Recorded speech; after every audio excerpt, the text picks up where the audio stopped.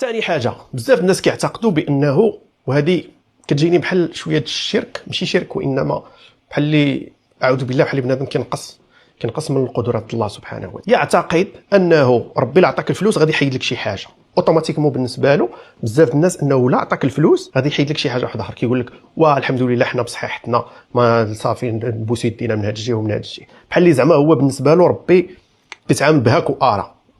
نعطيك الفلوس غادي نحيد لك الصحه، نعطيك الصحه نحيد لك الفلوس، نعطيك الفلوس نحيد لك منهم البركه، ولا نحيد لك منهم اولادك ما يكونوش مزيانين، عائلتك تكون خايبه، المهم ضروري غادي نعطيك شي حاجه غادي ناخذها من عندك. وهذا خطا كبير، لان ربي سبحانه وتعالى القدرات ديالو وسعت كل شيء، يقدر يعطيك كل شيء، اي حاجه تمنيتيها، اي حاجه بغيتيها، يعطيك الصحه، الفلوس، العائله الزوينه، يعطيك السلطه، يعطيك كل شيء.